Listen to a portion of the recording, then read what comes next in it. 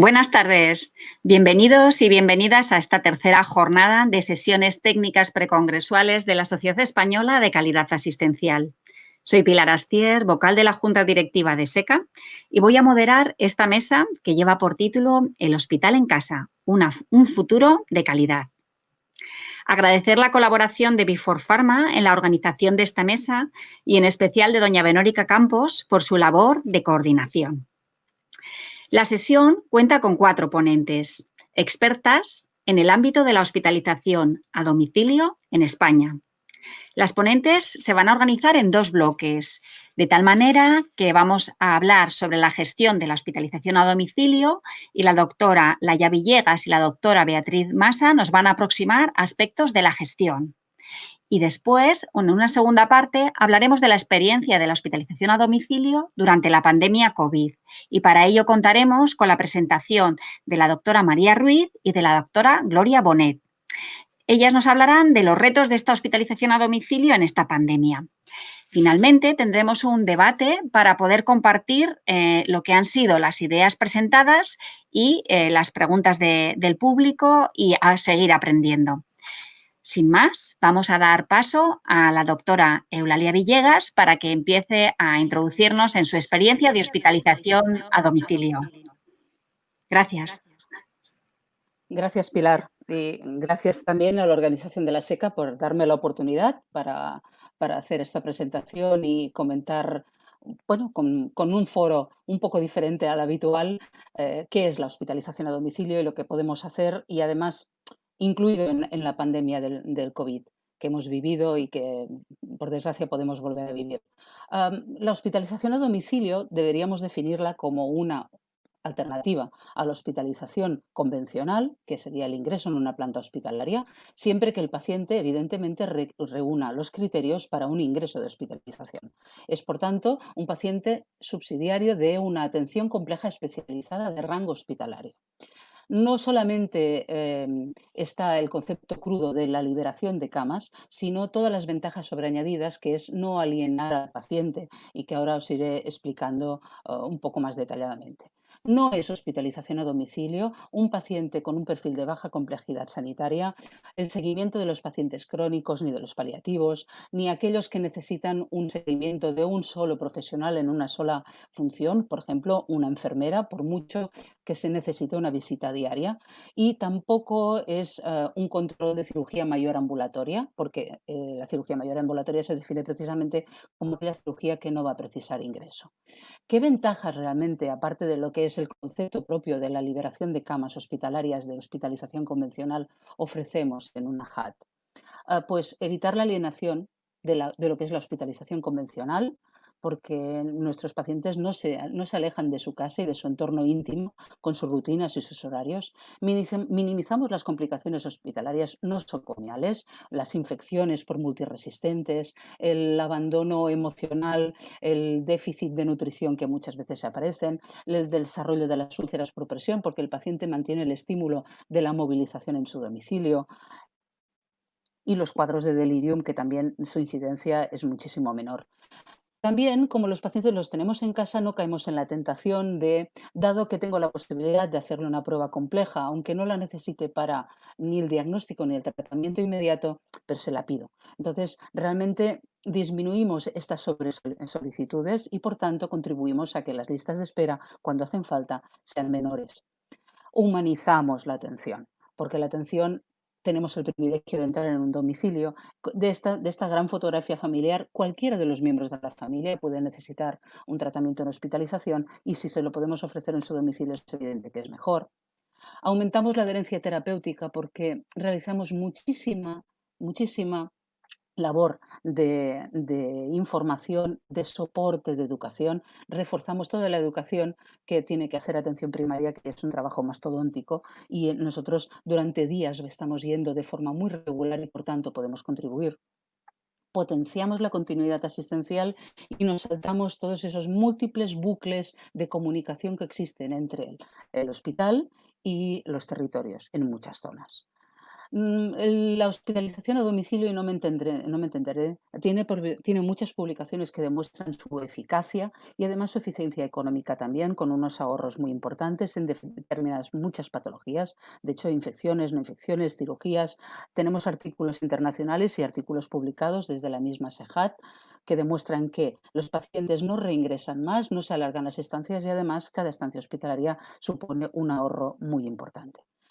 En Cataluña, debido a que en los años 90 la distribución de la organización territorial no contemplaba específicamente en el modelo del CatSalut la hospitalización a domicilio, no existía como recurso propiamente reconocido y estipulado, por tanto, por el CatSalut. Este año, en junio, hemos tenido la alegría de que finalmente hemos acabado de construir este modelo organizativo y este nos ha permitido hacer un documento en el cual hablábamos de cómo tiene que ser el modelo de atención y nos hemos puesto de acuerdo, pero de hecho lo que voy a explicar es lo que es transportable a cualquier unidad de hospitalización a domicilio en España, seguro, porque los criterios de inclusión es que el paciente necesita un ingreso hospitalario, que tenga una isocrona de desplazamiento el equipo suficiente como para que mantengamos el rango de seguridad, que acostumbran a ser 30 a 40 minutos, sea cual sea el transporte que utilizamos, que sea un diagnóstico que permita asegurar que el paciente no necesita una monitorización intensiva, no somos una UCI por ahora, que acepte el cuidador y la familia y que el equipo confirme que efectivamente tiene disponibilidad, porque puede ser que en ese momento no pueda asumirlo. Los criterios de exclusión es el incumplimiento de estos criterios de inclusión, luego algunas patologías como los riesgos altos de suicidio y evidentemente las alteraciones conductuales que necesiten un soporte de psiquiatra cercano. Los diógenes son un caso aparte, pero también evidentemente por motivos no sanitarios propiamente o más higiénicos sanitarios, como comprenderéis, nos pueden dificultar tanto el caso que no podamos entrar. De todas maneras, estas son las manos de una de nuestras enfermeras. Nuestro horario, evidentemente, si cubrimos pacientes hospitalizados, tiene que ser de 24 horas los 7 días a la semana. Si no podemos hacer presencia hasta las 8 bueno, las 24 horas, en cada territorio realizamos pactos con los servicios de urgencias o atención continuada para que esos pacientes no estén en riesgo durante las horas en las que el equipo propiamente de la JAT no puede dar la atención. Y nuestro tiempo de respuesta a las consultas es ágil, porque cuando un paciente necesita ingreso, normalmente no puedes estar esperando días y días y horas. Las estrategias nosotros podemos hacer ser útiles al territorio de dos maneras, o bien disminuyendo los días de ingreso de los pacientes cuando ya están ingresados, o bien sustituyendo al ingreso en planta convencional, bien liberando recursos que aún no son de hospitalización en un propio hospital, como son los hospitales de día o los servicios de urgencias, o bien yendo a valorar y asumiendo pacientes ya desde el principio, desde los recursos no hospitalarios territoriales, como atención primaria, los PADES, que son los servicios de paliativos, o incluso las atenciones continuadas de urgencias directamente en los domicilios.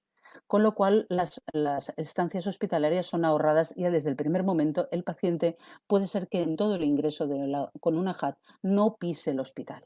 Y esto es lo que me refiero, que los pacientes de las residencias pueden ser atendidos directamente a solicitud o bien del equipo sanitario propio de la residencia o bien de atención primaria, si es la que oficialmente hace el seguimiento de estos pacientes. Y las JATs pueden ir directamente, valorar, tratar, diagnosticar y dar de alta. El perfil de los pacientes es muy variado. Más que pensar en un diagnóstico, tenemos que pensar en el perfil del paciente que cumple los criterios de inclusión, médicos y quirúrgicos. Los quirúrgicos, evidentemente, tienen que mantener la complejidad de la necesidad del ingreso. Y he dicho que por una cura solamente de enfermería no deberían ingresar en una JAT. Para poder realizar nuestro trabajo, evidentemente, disponemos de una serie de aparataje técnico que es especialmente portátil, que nos permita, sin destrozarnos la espalda, llevar lo que necesitamos. Y, evidentemente, las terapias y los tratamientos que hacemos incluyen el poder solicitar oxígeno domiciliario, las perfusiones de formas diferentes, los sueros, terapias VAC, curas complejas, las paracentesis, exploraciones, nebulizaciones, tratamientos incluso peculiares y especiales que hasta hace unos años se consideraba que no se podían poner, como es el caso de las prostaglandinas y prostaciclinas en el domicilio para las isquemias irreversibles.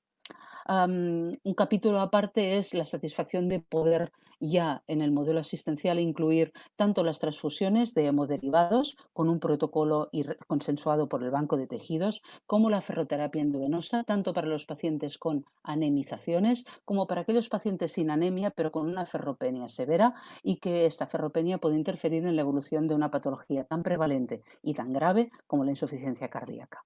En este modelo asistencial detallamos el protocolo, los pros, los contras y cómo debe estar establecido el protocolo de administración en los domicilios. Para que os hagáis una idea, hospitalización en el año 2019, en una unidad como la mía, dimos prácticamente 1000 altas, que representaron un ahorro de más de 8500 estancias hospitalarias para el territorio.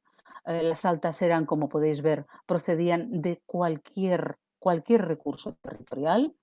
Los reingresos durante nuestro ingreso, es decir, los pacientes que debían reingresar durante la fase de HAT no llegaban nunca al 5%, no llegaban. La incidencia de efectos adversos era muy baja en todo momento. La tasa Doctora de mortalidad Villegas, también. Sí, 2 minutos. Gracias. Gracias. La tasa de mortalidad y la satisfacción también. La actividad en general, podríamos decir que una unidad como la nuestra ha representado un ahorro de 23 camas de hospital cada día para el territorio. Y solo recordar que en el caso del COVID, las unidades han podido establecer dos vertientes de actividad. En los centros hospitalarios hemos liberado camas, hemos hecho ingresos en hospitalización de pacientes COVID para evitar el tratamiento hospitalario y la derivación, y hemos también liberado camillas en urgencias del hospital de día para pacientes tanto COVID como no COVID. Y en el territorio hemos hecho ingresos COVID y no COVID provenientes de cualquier recurso territorial para poder impedir ese colapso que, por desgracia, no ha podido eliminarse durante la primera parte de la pandemia. Nosotros, por ejemplo, en todo el territorio del centro de Barcelona asumimos 107 pacientes, y estos 107 pacientes fueron diagnosticados ya por nosotros, tratados y dados de alta, y representaron 740 estancias hospitalarias ahorradas, lo que representó 10 camas al día que quedarán liberados para aquellos pacientes que sí o sí debían estar ocupando un hospital convencional. Y nada más, por eso, una revisión de las diferentes actitudes que podemos hacer ante los pacientes COVID, cumpliendo en todo momento lo que son los requisitos de los pacientes en hospitalización a domicilio. Gracias a todos por vuestra atención y hasta pronto. Muchas gracias, doctora Villegas. Vamos a dar paso ahora a la doctora Beatriz Maza, que nos va a hablar de la hospitalización a domicilio desde un punto de vista más global, ya que es la presidenta de la Sociedad Española de Hospitalización a Domicilio. Adelante, Beatriz. Muchas gracias, Pilar, y en primer lugar quiero también dar las gracias a SECA por permitirnos compartir esta mesa y a Vifor por patrocinarla. La ponencia la voy a dividir en dos partes, una que será la fundamental, que es contar cuál es el modelo asistencial que la Sociedad Española de Hospitalización a Domicilio está propugnando en los últimos años, y luego una última parte que serán los datos del Departamento de Salud, del que yo soy gerente y que, como veréis, se acopla prácticamente al modelo que se propone desde la sociedad. Lo ha dicho la doctora Villegas, la hospitalización a domicilio es un modelo de atención especializada y es, por tanto, un planteamiento de actuación acotada en el tiempo. Compartimos el sitio de trabajo con la atención primaria, pero nosotros intervenimos y nos vamos, por decirlo de alguna manera. Esta es la fotografía actual de la hospitalización a domicilio a nivel nacional. Tenemos 120 unidades y, lo comentábamos al inicio, hay dos comunidades autónomas, tanto Extremadura como Castilla-La Mancha, que carecen de ninguna unidad, y, sin embargo, otras comunidades, como puede ser Cataluña, Galicia, País Vasco o la Comunidad Valenciana, donde la implementación es grande. Es verdad que en los últimos años se ha visto un incremento importante de las unidades, incluyendo dos con una línea pediátrica, que son la UHD del Hospital General de Elche en Alicante y la del Niño Jesús en Madrid. La cartera de servicios viene ahí desglosada algunos de los grupos patológicos que atendemos, no son los únicos. Prácticamente todos aquellos procesos que no requieran la estructura física del hospital pueden ser tratados, y aunque, como digo, no están reflejados ahí, sí que me gustaría mencionar dos líneas en concreto que seguro que tienen mucho potencial, que es la línea pediátrica y probablemente la línea también de salud mental. Todos los pacientes tienen una valoración multidisciplinar y el origen, como también se ha comentado, es cualquier otro recurso sanitario, en especial también las residencias sociosanitarias. En la Comunidad Valenciana, el cuadro de mandos hace un apartado en concreto cuando el origen de los pacientes es la residencia o cuando el destino al alta es la residencia. No ha sido, lo digo porque como luego abordaremos algunas experiencias de COVID, no ha sido ningún invento ni ninguna puesta nueva en funcionamiento con la pandemia el abordaje y la relación tan íntima de las unidades de UHD con las residencias. El éxito del modelo depende fundamentalmente de la selección del paciente. Ya ha dicho la doctora Villegas cuáles son los criterios de inclusión y de manera somera probablemente si tuviésemos que definir cuáles son las características, usando el modelo de Kaiser permanente, el target de la hospitalización a domicilio sería de manera prioritaria los pacientes de la cúspide de la pirámide. Con todas estas premisas, ahí os pongo cuáles son la visión y los valores que desde nuestra sociedad estamos defendiendo. Pensamos que la estructura física del hospital carece de respaldo a día de hoy. Probablemente tengamos que hablar de conceptos como hospital líquido, donde haya un encuadre mucho más amplio de la actividad asistencial fuera del propio hospital. Pensamos que cada hospital, cada departamento de salud, cada área debe contar con una unidad de hospitalización a domicilio, con esos valores que son los que estamos defendiendo y que sin duda son los que se están dando. Una atención multidisciplinar, holística y personalizada, con criterios de seguridad del paciente, efectiva, eficiente, que garantiza el empoderamiento del paciente y de su cuidador y que tiene unos niveles altos de satisfacción de los usuarios. Con esto llevamos trabajando con el Ministerio de Sanidad en los últimos años. Es verdad que probablemente los éxitos que estemos cosechando son más lentos de los que nos gustaría. No quiero incidir en el ambiente político que estamos llevando en los últimos años, nuestros interlocutores han cambiado, pero el objetivo nuestro está claro. Pretendemos en primera instancia conseguir un modelo homogéneo.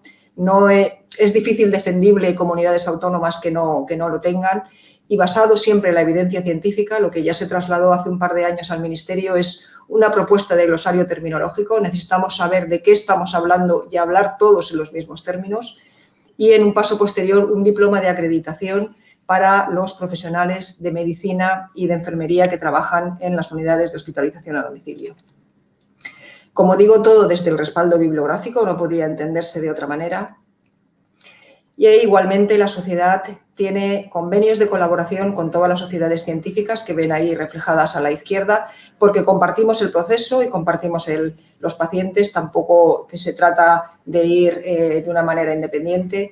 Esos son nuestros grupos de trabajo y sí quería decir dos líneas de dos registros fundamentales en los que estamos trabajando. El registro TADE, en colaboración con la Sociedad Española de Medicina Interna, es un registro antiguo de tratamiento antimicrobiano domiciliario intravenoso con unos éxitos de datos de eficiencia increíbles que incluyen la utilización de fármacos para bacterias multiresistentes. Y en el último año hemos puesto en colaboración con la Sociedad Española de Transfusión Domiciliaria el registro de transfusión, cuyos resultados también serán presentados en breve. Cuando llegó la pandemia COVID, nosotros, lógicamente, dimos un paso más adelante, hicimos una propuesta al Ministerio en el mes de abril de cuál pensábamos que era el posicionamiento de las unidades para poder afrontar y resolver en la medida de lo posible la situación de la sanidad española, ¿no? Esto fue lo que publicamos en la revista Hospital a Domicilio, los criterios de derivación, aunque sin duda la situación de emergencia sanitaria en la que nos hemos visto inmersos ha obligado a realizar otras múltiples funciones que sin ser desmerecedoras ni mucho menos creo que tocaba hacer lo que tocara en cualquier momento y ser eficientes, sin duda se han salido quizás un poco del ámbito de lo que es propiamente el modelo de hospitalización a domicilio. No voy a entrar, probablemente sean ustedes capaces de entrar en la web de la sociedad y acceder al webinar que tuvimos en el mes de junio y donde lo explicamos con mayor profundidad. Pero son esas 7 líneas las que las diferentes unidades en el territorio nacional han dado o han colaborado con la gestión de la pandemia.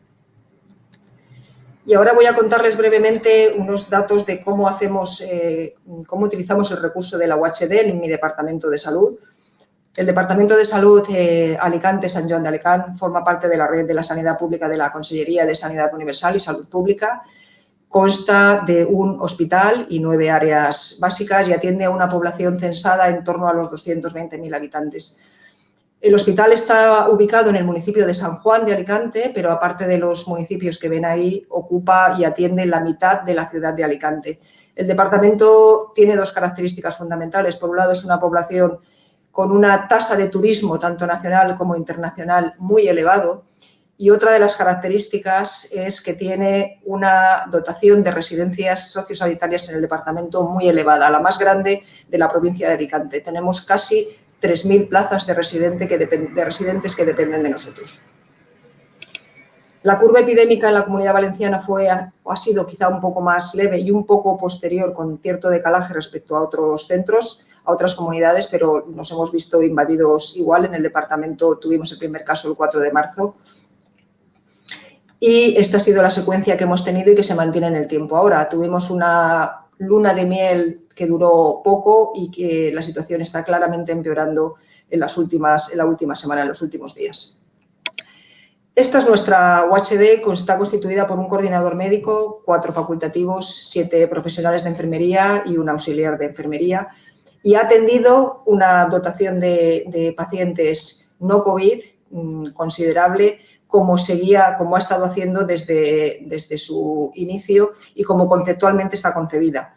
Y aparte de esta actividad, sin duda tuvo que adaptarse a la atención a los pacientes COVID en estos meses, pero siempre desde el criterio que se ha comentado ya a lo largo de la mesa, paciente con criterio de ingreso hospitalario, sin que la labor de soporte, atención primaria o supervisión y asesoramiento fundamentalmente a las residencias sea menos importante.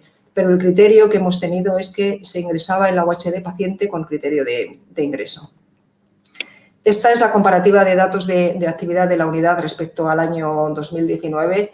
Tampoco es nada especialmente sorprendente. En cualquier unidad seguro que ha pasado lo mismo. Y estos son los grupos patológicos más prevalentes. Son los datos de este año, pero que son comparables a datos de años previos. A la cabeza, sin duda, el paciente crónico pluripatológico. Se están abordando y se están haciendo muchas estrategias nacionales y autonómicas de atención al paciente crónico, pero seguimos sin entrar de fondo en ello. Yo creo que la burbuja no es que vaya a estallar, es que yo creo que ya ha estallado. El paciente crónico complejo, multifrecuentador, que ya está más que diagnosticado, pocas veces requiere la infraestructura y las paredes del hospital para ser atendido con criterios de calidad y eficiencia. El grupo más prevalente nuestro es el paciente crónico pluripatológico, muy importante el paciente paliativo, tanto oncológico como no oncológico, pero es un planteamiento diferente al que se hace en otras comunidades, no es un seguimiento mantenido en el tiempo. Actuamos con los pacientes paliativos cuando tienen también criterio de ingreso y también en el proceso de final de vida. Y el otro grupo también muy relevante es la columna de la izquierda, son los pacientes agudos con patología crónica de base, que a la cabeza de ellos está la patología infecciosa.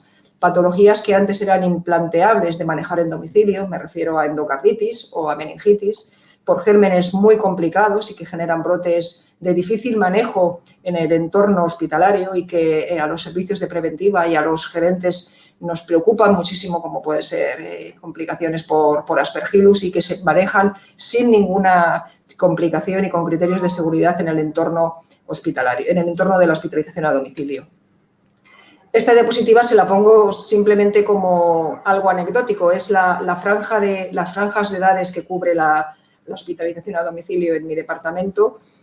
Edad no es complejidad, sin duda, o no es solo complejidad, pero como ven ahí, la franja de edades que permiten o requieren ingreso en la UHD es muy importante.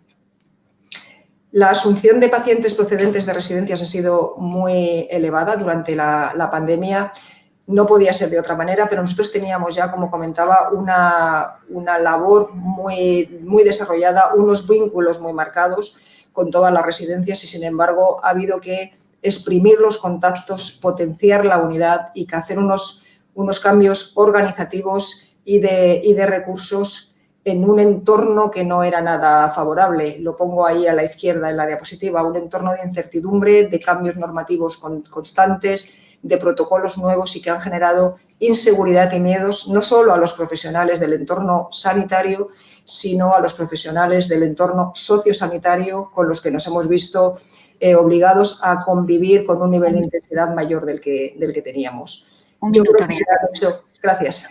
Creo que se han hecho las cosas bien, pero no ha sido fácil. En las residencias la situación fue no demasiado complicada. De las 30 que teníamos durante la primera fase tuvimos casos en estas que ven ahí, algunos muy complicados, como la residencia AFA, 15 pacientes positivos de 27.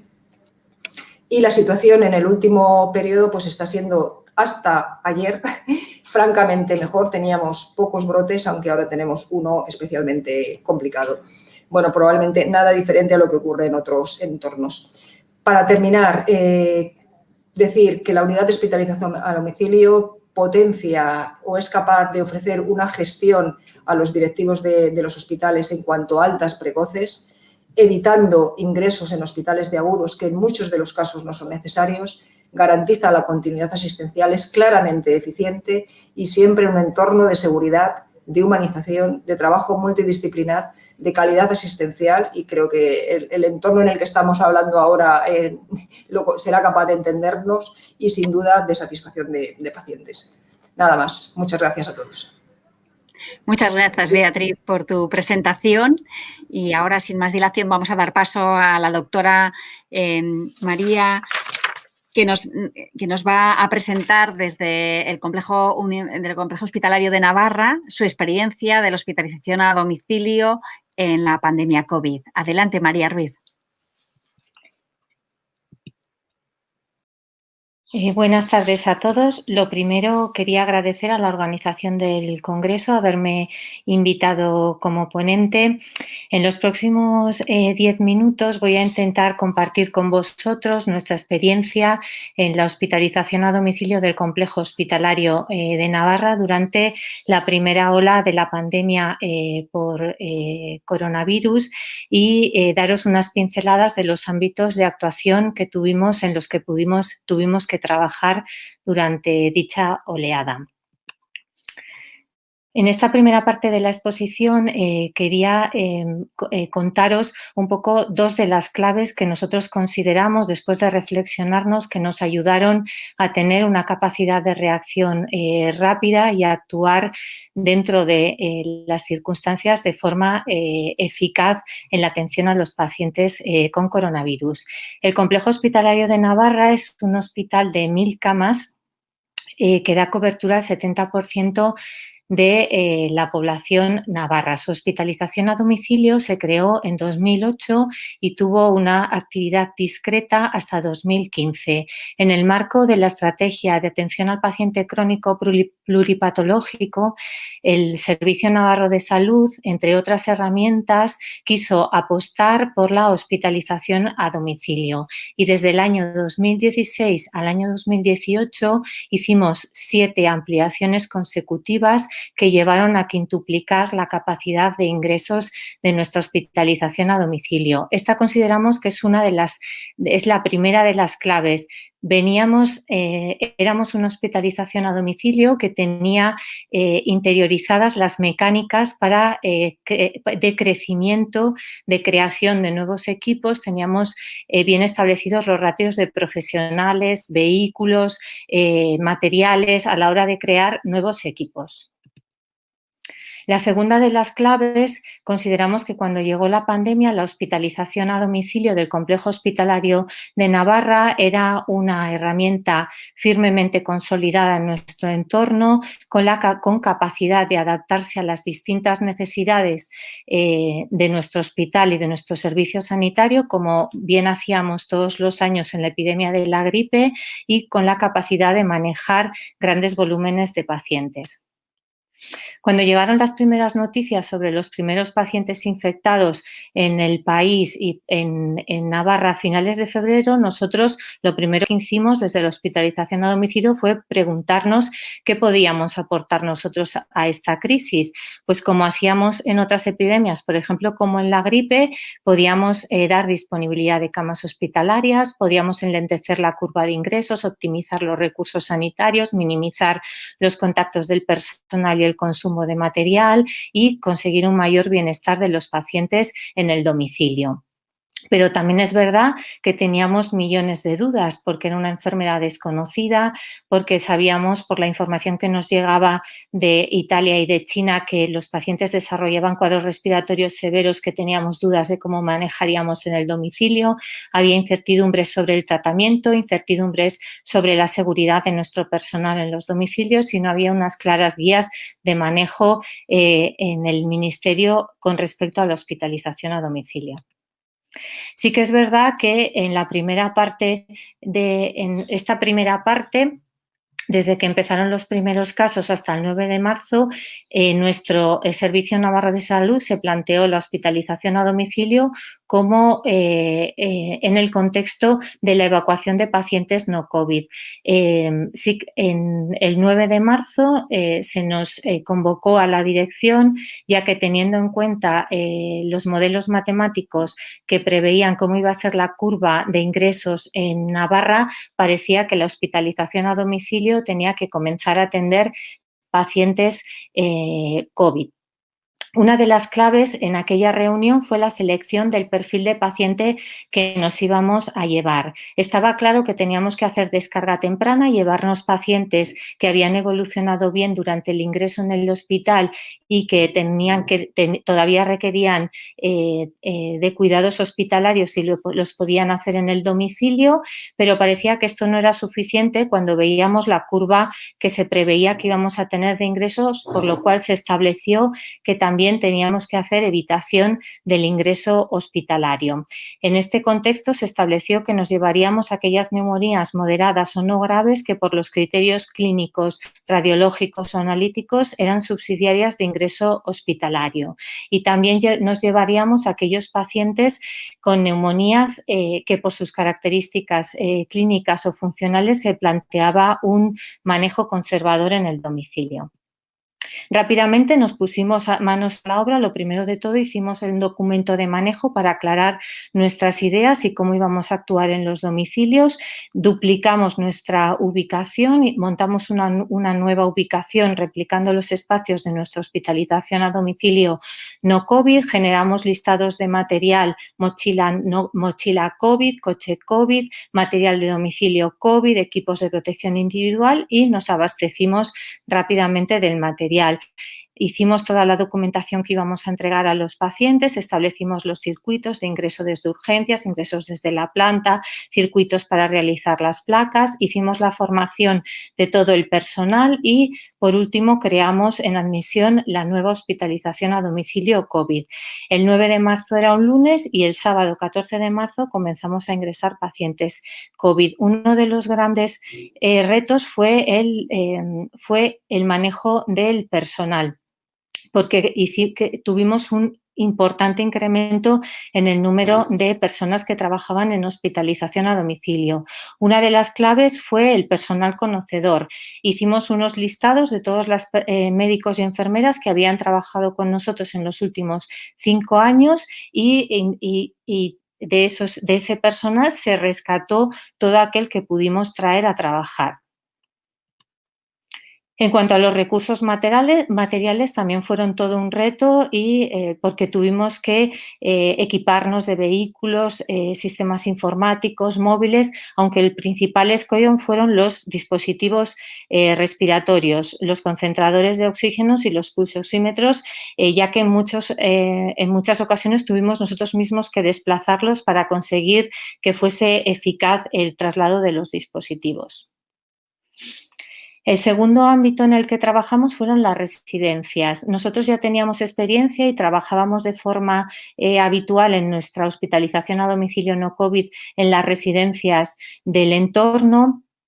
Y cuando apareció en el inicio de la pandemia y de los primeros casos en Navarra, se planteó la participación de hospitalización a domicilio. Hicimos un pequeño documento operativo y fue clave la figura del gestor de residencias, que era un geriatra que cada mañana nos organizaba en función de las necesidades de las distintas residencias, nos organizaba la actividad y nos decía en cada una de las residencias cuál tenía que ser nuestra actividad. creamos un equipo de residencias con un geriatra y de 1 a 3 enfermeras en función de las necesidades, y trabajamos en 2 fases. Una primera fase fue más organizativa y de realización de PCRs, y cuando ya se fueron organizando más las cosas, en una segunda fase llevamos pacientes ingresados en hospitalización a domicilio en las residencias. El tercer ámbito en el que trabajamos, que este sí que supuso un reto para nosotros, fue el hotel medicalizado. El número de ingresos fue creciendo en la Comunidad de Navarra y se planteó el 25 de marzo que necesitábamos una estructura externa en la que poder ingresar a pacientes. Para nosotros fue todo un reto porque el 25 de marzo nosotros pensábamos que íbamos a llevar la hospitalización a domicilio a un domicilio muy grande en forma de hotel, y el 27 de marzo nos dimos cuenta que teníamos que montar un hospital en un hotel vacío. Una de las bases para medicalizar el hotel fue tener claro cuál era nuestro objetivo y sobre él hacer el diseño organizativo. Nuestro objetivo era ampliar el número de camas hospitalarias como medida de contención a la avalancha de ingresos que se avecinaba, proporcionar una atención sanitaria eficaz y de calidad a los pacientes durante su estancia y garantizar la seguridad del personal. Se escogió uno de los grandes hoteles de Pamplona, cercano al complejo hospitalario de Navarra, y una de las claves a la hora de medicalizar el hotel fue la colaboración. Tuvimos colaboración del Servicio Navarro de Salud, que nos ayudó con la organización de los circuitos, de la lencería, la comida, sucio, limpio. Tuvimos colaboración de la dirección del hospital, que nos ayudaron también en la elaboración de los circuitos y la documentación. Tuvimos colaboración de voluntarios, bomberos, Día 112, vinieron a ayudarnos a acondicionar el espacio físico. Establecimos lo mismo, los listados de material, la documentación, creamos en admisión las camas de hospitalización, hicimos formación de todo el personal, y el perfil del paciente que estuvo en el hotel era un paciente subsidiario de hospitalización a domicilio, pero que en este caso tenía que cumplir el requisito de ser autónomo. El día 30 de marzo ingresamos a los primeros pacientes en el hotel. En cuanto a los recursos humanos, en este caso, la organización fue un poco distinta. Nos llevamos un grupo de personal de hospitalización a domicilio con mucho conocimiento de manejo de la enfermedad y con mucho manejo en la hospitalización a domicilio, y en torno a este pequeño grupo llevamos personal de otros puntos del hospital. Pues vinieron cirujanos, otros médicos de otras especialidades, enfermeras de consultas, auxiliares de quirófano. Esta es un poco la curva de nuestra actividad durante la anterior ola de coronavirus. Como podéis ver, la hospitalización a domicilio no COVID fue cayendo como en actividad como el resto de las plantas no COVID del hospital. La hospitalización a domicilio COVID tuvo un crecimiento muy importante desde el 14 de marzo, que fue el primer ingreso, hasta el 28 de marzo, que tuvimos el pico. Solamente en 14 días montamos 10 equipos de hospitalización a domicilio y llegamos a 100 pacientes solamente COVID. La actividad de las residencias también fue creciendo poco a poco. En esta primera fase fundamentalmente hicimos la fase de consejo y PCRs, y luego poco a poco fuimos aumentando los ingresos, y en esta parte en la que fueron aumentando los ingresos en el hotel ya se fue descargando nuestra actividad en hospitalización a domicilio COVID. La suma de todas nuestras actividades hizo que hubo momentos en los que tuvimos nuestro pico el 28 de marzo con 210 pacientes a nuestro cargo. En cuanto al impacto que tuvo esta actividad sobre el hospital, asumimos en torno a un 21% de los ingresos del complejo hospitalario. La verdad es que la actividad fue frenética, teníamos muchísimos ingresos todos los días, muchísimas altas todos los días, fue un gran esfuerzo. En cuanto al impacto sobre el número total de pacientes ingresados en Navarra, asumimos en torno a un 16% de todos los ingresos que hubo durante la primera oleada, y como veis, pues desde finales de julio ya volvemos a estar en esta segunda oleada. María, un minuto para terminar. Termino. La verdad es que fueron 2 meses muy intensos, de mucha actividad, pero que nos han dejado la satisfacción de demostrar que la hospitalización a domicilio es una herramienta muy valiosa que tiene que estar presente y adaptarse a las distintas circunstancias del hospital y de los sistemas sanitarios, y la verdad es que también nos quedó la satisfacción y agradecimiento de nuestros pacientes que pudieron estar en sus domicilios. Bueno, todo esto que la verdad es que fue un trabajo tremendo, se pudo hacer gracias al equipo de hospitalización a domicilio del Complejo Hospitalario de Navarra, que siempre está ahí cuando se les plantea un reto. Y gracias a todos por la atención. Muchas gracias, María. Muy interesante, muy trepidante. Damos paso a la doctora Gloria Bonet del Hospital Germans Trias y Pujol, responsable de la unidad de hospitalización a domicilio, para que nos cuente su experiencia. Adelante, Gloria. Hola, ¿yo qué tengo que hacer? Perdón, yo soy la última y la que lo haré peor porque tengo que coger la presentación y no lo he hecho. Buenas tardes. Primero, como todos, agradecer haber podido participar en esta mesa, a la Sociedad Española de Calidad Asistencial por haber pensado sobre todo ya no en mí, sino en la hospitalización a domicilio, y en los laboratorios Vifor también por el soporte.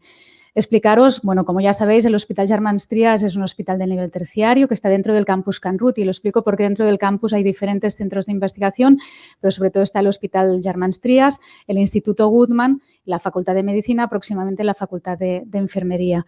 Ya se creó la unidad de hospitalización a domicilio en el 2001. Empezamos a atender el primer paciente en el 19 de febrero del 2001, hará casi ya 20 años, y dependemos orgánicamente de la Dirección Médica, Dirección de Enfermería, lo que va bien para que sea no siempre de multiespecialidad, y siempre nos hemos orientado y flexibilizado según las necesidades del hospital en cada momento. Nuestra zona de influencia es esta, abarcamos una zona de 413.000 habitantes, es el Barcelonès Nord y Maresme Sud. Si nuestra frontera dirección sur es el río, de Sant Adrià, el Besòs, más para Barcelona ya sería el Hospital del Mar, y más para arriba del Maresme, que es la comarca colindante con el Barcelonès, sería el Hospital de Mataró, que también tiene su hospitalización a domicilio. De manera que en todas partes de nuestra zona hay alguna hospitalización a domicilio que puede atender a los pacientes.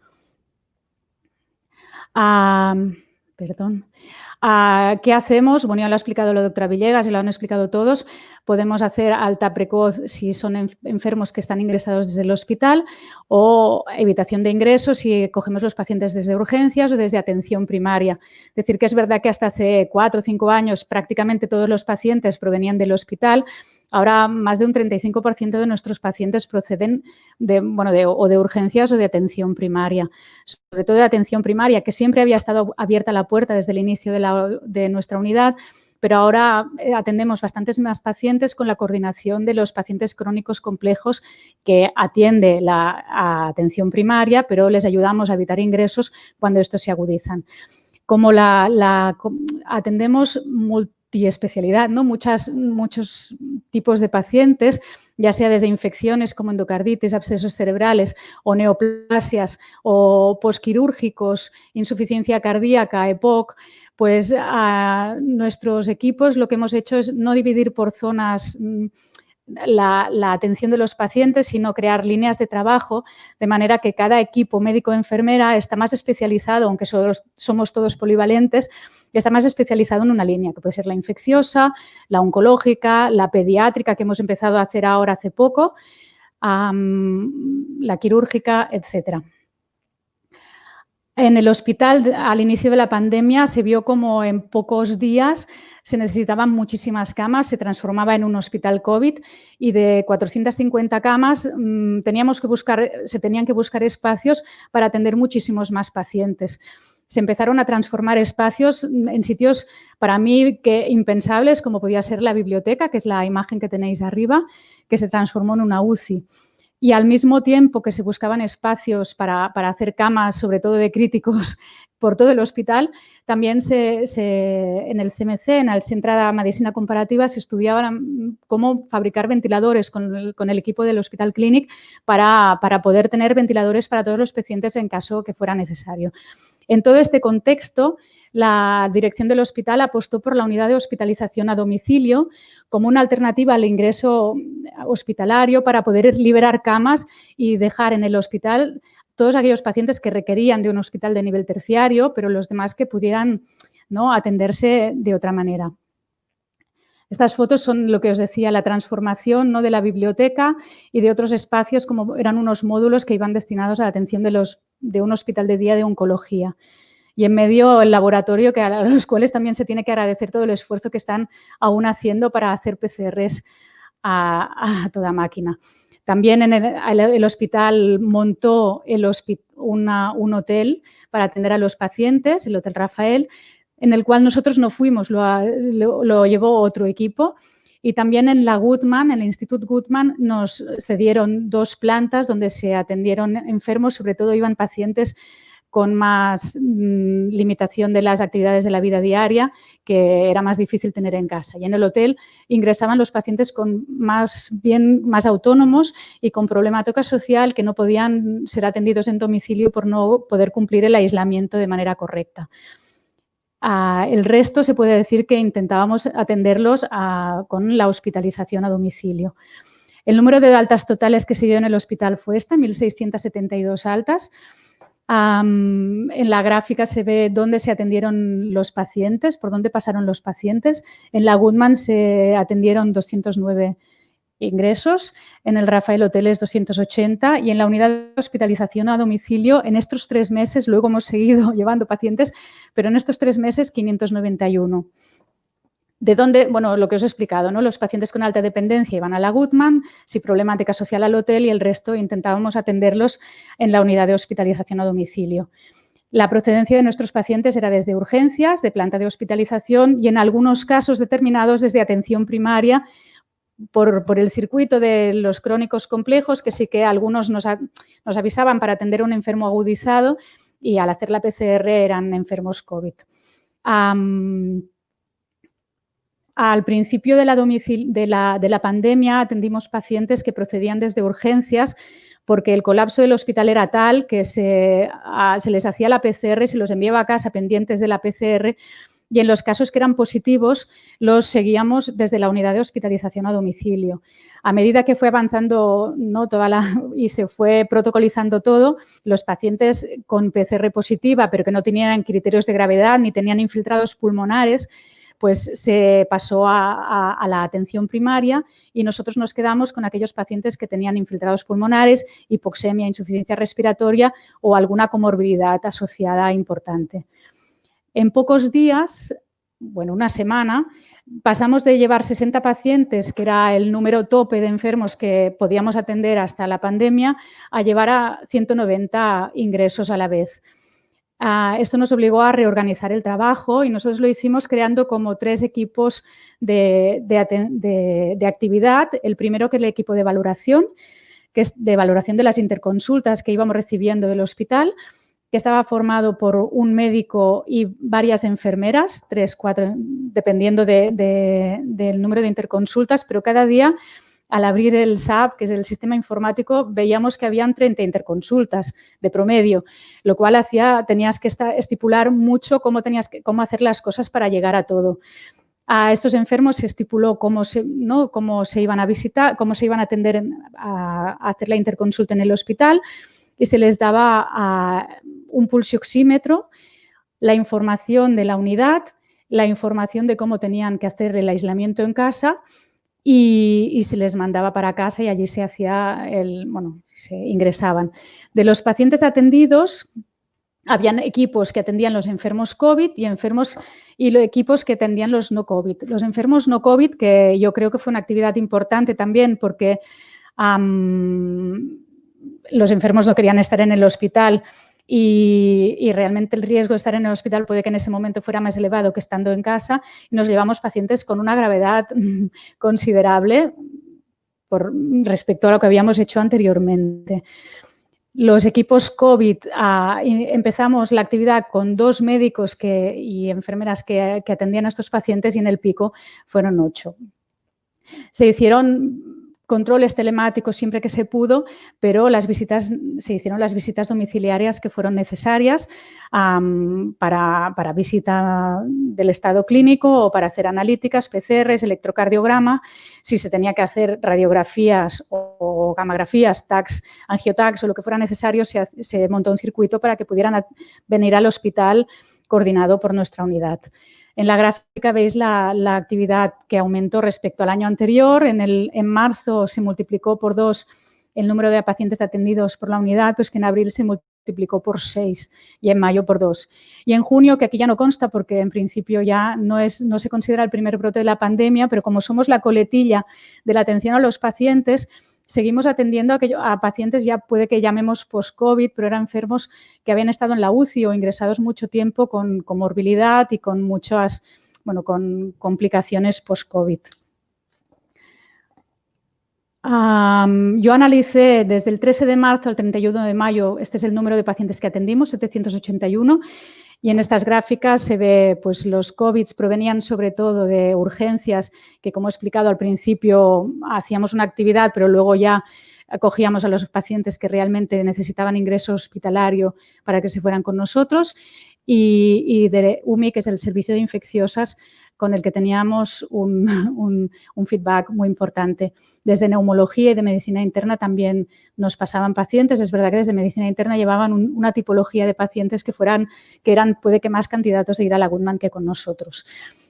Y de enfermos no COVID, pues atendimos pacientes de todos los servicios y de todas las patologías. Ya he visto, que se hacían visitas presenciales cuando era necesario y si no se hacía control telefónico o telemático. Y criterios de ingreso, pues era lo fundamental, es que pudieran hacer el aislamiento en domicilio, y criterios clínicos y analíticos, pues que fueran de ingreso hospitalario y que ya hubieran mejorado clínicamente y no tuvieran criterios de poder empeorar dentro de lo que sabíamos de la enfermedad en casa. Nos llevamos pacientes con insuficiencia respiratoria, pero eso sí que necesitarán oxigenoterapia a flujos bajos con gafas nasales a 2-3 litros máximo, alguno de 4. Durante la pandemia los pacientes, es lo que os he explicado, les dábamos a todos los pacientes un pulsioxímetro y en control los teléfonos de contacto de nuestra unidad, las normativas de aislamiento, las normativas de la JAT y también les pedíamos un correo electrónico a través del cual se podían bajar una app, la COVID app, que la empezamos a crear con la Fundació Lluita contra la SIDA, que nos ayudó al principio de la pandemia. Y cuando ya la tuvimos creada la implantamos. A través de ella podían rellenar un cuestionario diario, apuntar las constantes y hacer videollamadas. Y dentro de ella había todo de documentos, que os los pongo aquí, sobre pues el primero, el de cuestionario que explicaba, los teléfonos de contacto, los de aislamiento y, ejercicios que podían hacer a través del QR, se podían bajar el vídeo para hacer los ejercicios dentro de la habitación aislados, o las recomendaciones para recoger los residuos de todo el material residual en los enfermos COVID. En total atendimos con la COVID app 145 pacientes, que vienen a ser un 25% de ellos. Y se vio que era útil para aquellos pacientes que que sabían utilizar un correo electrónico.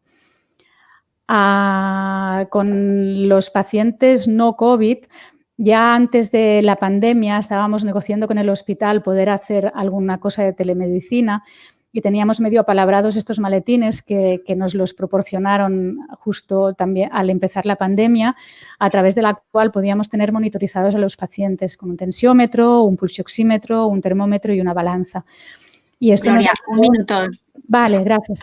Nos ayudó a poder monitorizar los pacientes y hacer también videollamadas y empoderar al paciente, ¿no?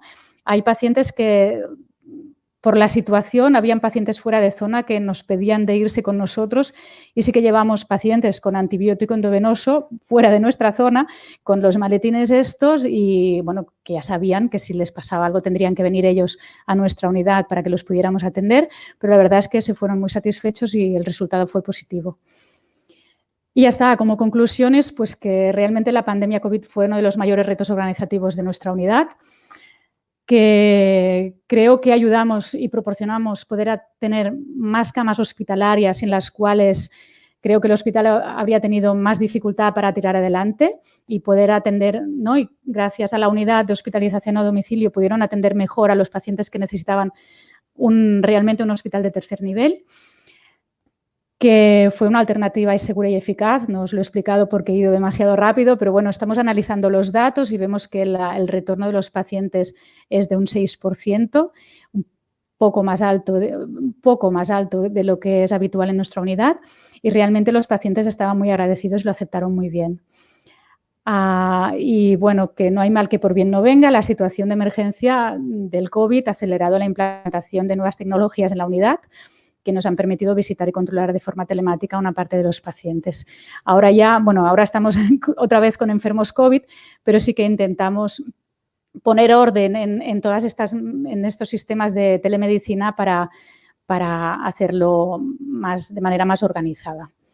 Y nada, esta foto, solo explicar que a veces detalles pequeños en situaciones de crisis, pues el hospital nos regaló una rosa por Sant Jordi a todos y fue muy agradecido y nos dio un poco de alegría ese día. Muchas gracias. Gracias, Gloria. Muy interesante la comunicación también. Creo que todas las ponencias han sido muy enriquecedoras y nos van a permitir un poco debatir ahora, ¿no? Hacer alguna pregunta más para poder compartir con la audiencia. Voy a pasar a hacer una pregunta a cada una de vosotras y en unos 2-3 minutitos pues nos ampliáis un poco. Voy a empezar por la doctora Villegas, que ha insistido un poquito en lo que era la continuidad asistencial que daba la hospitalización a domicilio, ¿no? Y en ese sentido, por compartir cómo se gestiona un alta de un paciente de hospital a domicilio, ¿no? Cómo se garantiza esa continuidad asistencial con el resto del sistema. El micro, no te oímos.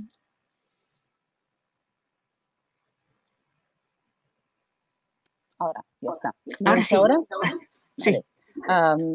Cuando un paciente es dado de alta de hospitalización a domicilio, es una alta hospitalaria absolutamente reglada con un documento de alta y el documento de alta queda subido en la información de la xarxa pública de hospitales y de servicios públicos de salud. Con lo cual, un médico de atención primaria dispone del informe de alta de hospitalización a domicilio exactamente igual que si el paciente está ingresado en cirugía, pongamos el caso. Entonces, nosotros sistemáticamente siempre contactamos y hacemos un aviso telemático vía correo electrónico a representantes o referentes de cada una de las áreas básicas de atención primaria que son responsables del seguimiento y el día a día de los pacientes. De manera que se les avisa entre 24 y 48 horas antes de que ese paciente que está ingresado con nosotros será alta. Y no solo eso, sino que hay un breve resumen del tipo de curas que va a necesitar, de los cambios de medicación que se les ha hecho y de los diagnósticos principales. Además, el médico de atención primaria, una vez recibe esta información a través de su equipo y su referente, puede acceder al informe de alta y no solo eso, sino que además tenemos una red de comunicación con las enfermeras referentes de los ambulatorios, que son las gestoras de casos, que nos permiten un feedback absolutamente fluido, líquido, ¿no? Con la doctora Masha, un fluir líquido y sin problemas de información en uno y otro sentido. Ellos nos llaman para pasarnos pacientes y nosotros les llamamos cuando no solamente es un alta, sino que además ha de ligar un seguimiento de complejidad. Y lo mismo con las unidades de paliativos, porque las unidades de paliativos complejos en los domicilios pueden necesitar también un soporte de un tratamiento, por ejemplo, un tratamiento endovenoso puntual. Entramos, hacemos un trabajo de bisagra y luego nos vamos. Y siempre de forma coordinada. En el caso del hospital, nos ponemos en contacto con el servicio que nos ha hecho la consulta y les informamos del alta. Así. Muy bien, la verdad es que has hecho una respuesta muy completa, ¿no? De todo el circuito, atención primaria, hospital, etc. Muy bien, muchas gracias. Vamos a pasar una pregunta a Beatriz Masa. Sí que queríamos abordar un poquito cómo se cuantifica el impacto de la hospitalización a domicilio en los resultados de un hospital y cómo es el impacto también en los consumos. Pues no tenemos camas, ¿no?, a las que atribuir el gasto de farmacia, el gasto en materiales, que además ahora con la pandemia pues ha aumentado mucho. ¿Cómo gestiona eso un hospital del que depende la hospitalización a domicilio? Bueno, pues probablemente, yo puedo hablar de la experiencia en la Comunidad Valenciana, porque probablemente haya diferencias en los modelos de contabilidad y los sistemas de información económica de una comunidad a otra. Pero en la Comunidad Valenciana el sistema de información económica es común con independencia del servicio que sea. Es decir, los gastos computables a farmacia, a gastos de personal, a gastos de vehículos, en el caso de la domiciliaria, a gastos de medicamentos, todos los gastos son incluidos en el sistema de información económica y dan un gasto asignado por GRD, por alta hospitalaria, que permite comparar los consumos. Es verdad que si hablamos de hospitalización a domicilio a nivel nacional, probablemente los datos no sean concluyentes porque cada comunidad tiene, como digo, un sistema de información diferente. Ahí sí que estamos trabajando desde la sociedad para hacer un cuadro de mando, unos indicadores que nos permitan comparar la complejidad de los pacientes que ingresamos en cada unidad y ver cómo de eficientes somos con independencia de que el paciente sea atendido en Alicante, sea atendido en el Diamantria, sea atendido donde sea, porque es importante comparar la complejidad de los pacientes. Pero en cuanto a datos de coste o de consumos, son comparables a los datos al sistema de manejo del hospital, porque la UHD sí que tiene un número de camas asignadas. Es verdad que no es una cama física, pero cada unidad tiene, quitando el momento de la pandemia, unas camas predefinidas que si las sobrepasamos podemos decir que podríamos tener pasillos, ¿no?, por decirlo de alguna manera. La capacidad está establecida, al menos en la Comunidad Valenciana. Es decir, tenéis una ratio de número de personas, ¿no?, médicos y enfermeras, y número de camas a nivel domiciliario que podéis aceptar. Aunque o sea, Sí, perdona. Que creáis como una cama virtual. Eso es. Tenéis unas camas virtuales asignadas. Es. Muy bien. Me parece interesante el trabajo de la sociedad, ¿no?, de tal manera que se pueda efectivamente comparar ese case mix de hospitalización a domicilio en los diferentes sitios y también pues un reto, ¿no?, tener como un benchmarking. Antes veíamos que la doctora Villegas sí que ponía que me parece que era la estancia media era de 8,3 días en hospitalización a domicilio en su unidad, de tal manera que pues eso, si vais creando ese cuadro de mandos se irá mejorando, desde luego. Gracias. Pues pasamos a María para hacerle una pregunta también a ella, a la doctora Ruiz. Yo creo que recogiendo un poco lo que nos has compartido, ¿no?, de la intensa experiencia que habéis tenido de hospitalización a domicilio en la Comunidad de Navarra, particularmente en Pamplona, en el que pues habéis ido asumiendo progresivamente diferentes escenarios, ¿no? Habéis pasado de tener pacientes no COVID a pacientes COVID, a residencias, al hotel, ¿no? Vendría un poco a reflejar lo que antes comentaba la doctora Beatriz Masa, el hospital líquido, ¿no? De alguna manera vosotros habéis sido pequeños y luego habéis ido aumentando, ¿no?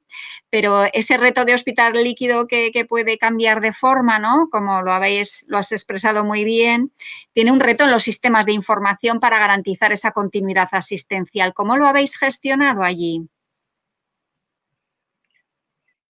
En principio, nuestro servicio de admisión, lo que hicimos fue duplicar la hospitalización a domicilio, replicar el mismo formato que teníamos de hospitalización a domicilio no COVID, lo replicamos y generamos el mismo sistema en la hospitalización a domicilio COVID y replicamos el mismo sistema en el hotel, de tal forma que cuando abríamos nuestra parrilla nosotros teníamos todos los pacientes que teníamos ingresados COVID, en otra parrilla distinta todos los no COVID y en otra parrilla distinta todos los pacientes que estaban ingresados en el hotel. Sí que es verdad que por lo que he explicado al principio de la charla, nosotros teníamos muy engrasado todo el mecanismo de crear equipos, crear camas, buscar los teléfonos, los coches, y la verdad es que teníamos muy recientes todos nuestros contactos pues con los servicios de telecomunicaciones, con el servicio de informática, con el renting de los coches, lo teníamos todo muy reciente, y la verdad es que conforme iban apareciendo los distintos escenarios, incluso para las residencias, generamos un ámbito administrativo distinto, un cuarto escenario en el que teníamos un ámbito que es solamente para las residencias, que además no contabilizó a la hora de contar cuántos pacientes podíamos verlos, pero no contabilizaban como ingresos porque había muchos que no cumplían realmente el criterio de ingreso. Sí que es verdad que todo el mundo en el hospital, supongo que la experiencia de todos fue que todo el mundo trabajó muchísimo y luego nuestros sistemas de admisión trabajaron muchísimo y como teníamos muy engrasado eso, la verdad es que rápidamente nos crearon los distintos ámbitos administrativos y podíamos enviar los informes perfectamente bien por el mismo canal que enviamos los otros informes en el ámbito no COVID. Se generó todo, al tener esa experiencia lo pudimos hacer todo rápidamente. La verdad es que un auténtico reto, porque efectivamente al ir ampliando, ¿no? Llegasteis a ser casi un hospital comarcal. Has hablado de 210 pacientes ingresados al mismo tiempo a cargo de la hospitalización a domicilio, ¿no? Es una entidad verdaderamente importante, ¿no? Y en esto el tema de sistemas de información siempre es un reto para garantizar la seguridad y la continuidad asistencial de los pacientes. Muchas gracias. Y pasamos a una pregunta a la doctora Gloria Bonet. Hola. Nos ha explicado su experiencia en el hospital como hospitalización a domicilio, pero ampliada, ¿no? En el Germans Trias y Pujol. Y sobre todo queríamos hacer hincapié un poco, los comentarios van en relación con las innovaciones, ¿no? Efectivamente, como concluías en la ponencia, la COVID, la pandemia, ha llevado a la unidad de hospitalización a domicilio a introducir muchas innovaciones y bastantes de ellas creemos que para quedarse, ¿no? ¿Cuáles piensas que serían aquellas innovaciones que se van a quedar en la hospitalización a domicilio de vuestra unidad? Bueno, la verdad es que cuando empezamos a trabajar con la COVID-APP, todo era empezar y tal, y lo hicimos como pudimos en una situación de pandemia que no fue fácil. Ahora estamos trabajando con el equipo, ¿no?, de la Fundación Lluita contra la SIDA para mejorar esta APP y que realmente pueda servir de plataforma para atender no solo los pacientes COVID, sino a todos los pacientes. Esto por un lado. Por el otro, los maletines Revita también lo empezamos a hacer como mejor supimos, pero ahora estamos, ¿no?, ya está hecho el procedimiento, pero bueno, intentando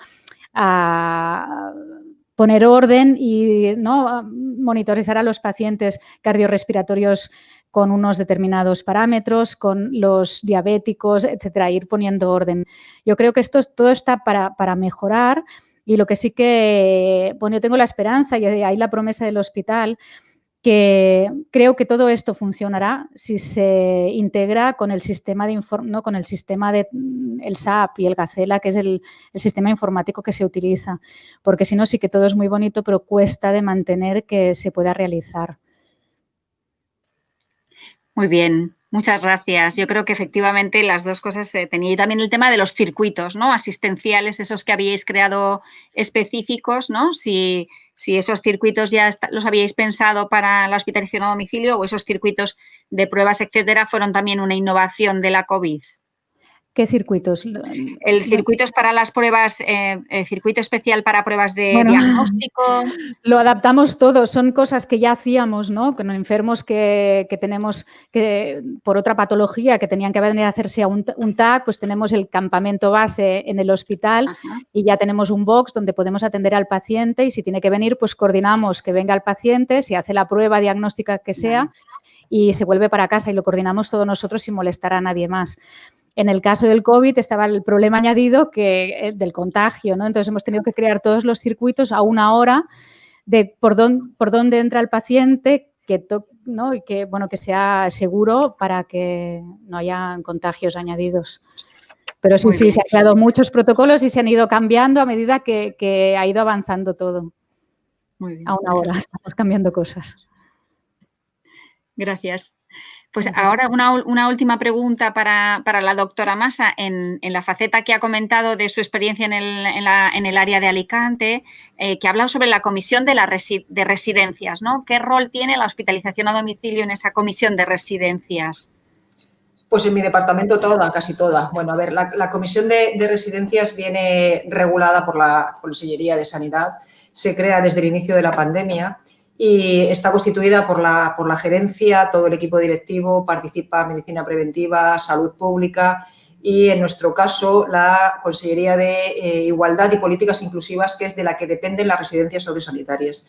Nos reunimos al principio prácticamente a diario y la periodicidad ha ido variando y ella es la que regula todas las actuaciones que tienen lugar en la residencia. En mi caso, en mi departamento, como el vínculo con la residencia ya estaba muy creado con la unidad de hospitalización a domicilio, decidí que pivotara en ellas toda la gestión de la residencia. Creo que se ha hecho bastante bien y esa es la idea de mantenerla, salvo en el hipotético caso que de las 30 residencias que tenemos, los brotes se multipliquen mucho y sea imposible asumirlo y tengamos que delegar quizás residencias más pequeñas en el ámbito de la atención primaria.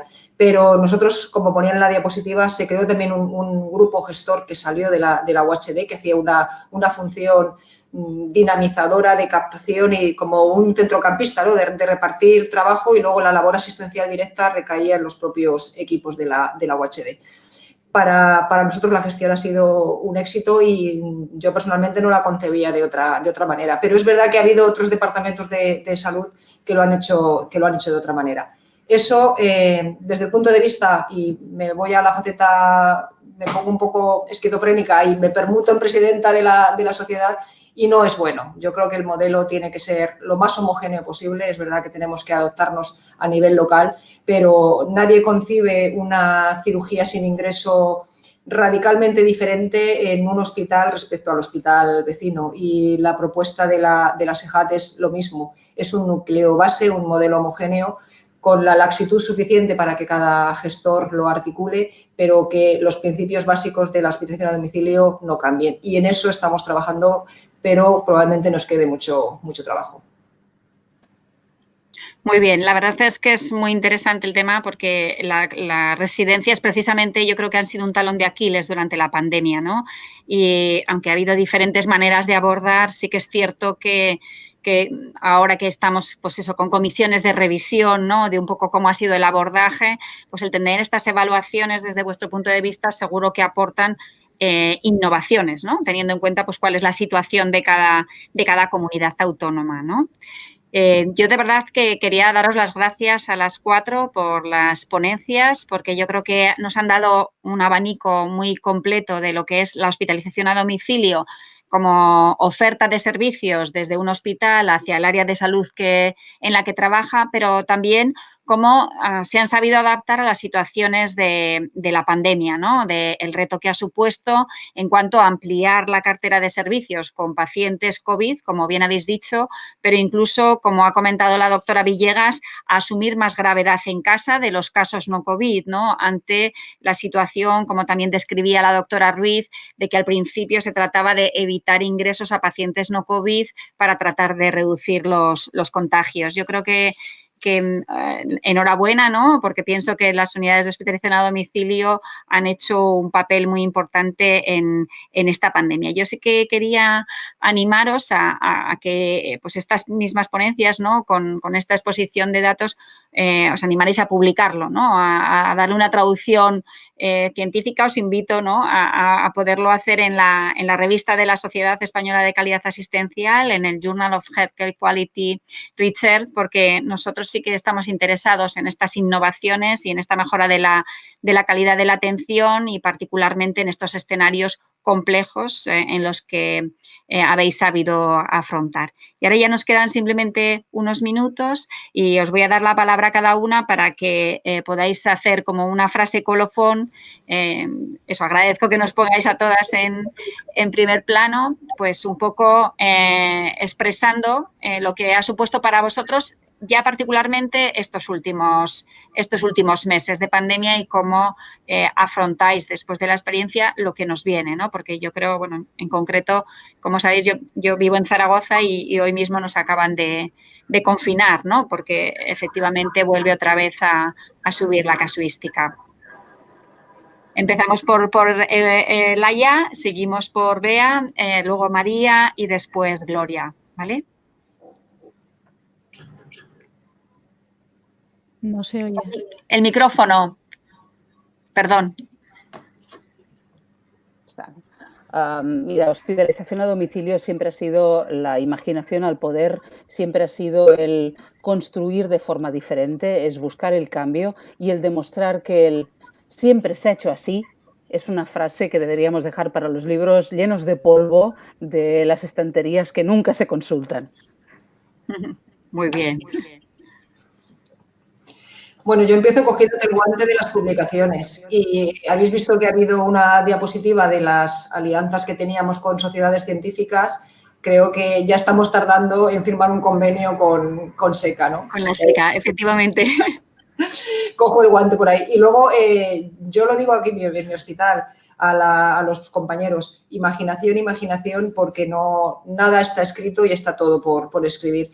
Creo que la hospitalización a domicilio es segura, es eficiente, creo que hay evidencia bastante como para confiar en ella y cojamos los modelos para la gente que están ya vigentes para aquellas comunidades o aquellos departamentos que no lo tengan y pongamos en marcha lo que desde hace más de 30 años está siendo eficiente, más ahora en el contexto de emergencia en el que estamos. Bueno, yo por mi parte, yo que llevo 5 años en la hospitalización a domicilio y venía del ámbito muy hospitalario, la verdad es que para mí fue un auténtico descubrimiento la hospitalización a domicilio. Soy una convencida absoluta del beneficio que tienen para los pacientes el poder estar en sus domicilios y el COVID no ha hecho más que reforzármelo. De hecho, nosotros al principio estuvimos en chasco porque pensamos que no íbamos a participar y pensábamos que teníamos mucho que aportar y la verdad es que agotados, pero nos ha quedado una gran satisfacción de haber podido tener a todos esos pacientes en su domicilio, porque la realidad es que en los hospitales la situación ha sido muy dramática por toda la situación de aislamiento, de no poder recibir visitas, de fallecimientos sin estar con sus seres allegados cerca. Entonces, la verdad es que para nosotros ha sido muy agotador, pero una gran satisfacción todo lo que hemos podido hacer por nuestros pacientes. Yo como María, ¿no? Yo creo que cansados, pero con ganas de seguir adelante. Satisfacción porque creo que hemos ayudado en una situación de crisis que se necesitaba la ayuda de todos. Yo estoy contenta no solo de la domiciliaria, sino, bueno, tiro para casa, pero del hospital. Creo que todos, cada uno en su sitio, ha ayudado a que la crisis se pudiera, ¿no?, superar. Bueno, ya estamos en ello y seguimos aún con la pandemia, o sea que no podemos tirar la toalla. Y en cuanto a las publicaciones, ojalá lo podamos publicar. Nosotros hemos presentado un proyecto un proyecto de Arraser que nos ha aprobado el CEIC e intentaremos analizar todos los datos y ojalá lo podamos publicar. Muy bien. Pues, estupendo. Pues muchísimas gracias a todas. Ya hemos llegado a la hora en la que teníamos asignado el cierre de la sesión. Ha sido muy enriquecedor y espero que a partir de ahora, pues un poco como lo que hemos hablado, ¿no?, sigamos generando alianzas y imaginando un futuro en el que las cosas pues tengan soluciones imaginativas y creativas, porque la realidad es un dinamismo constante. Muchas gracias. Gracias. Luego.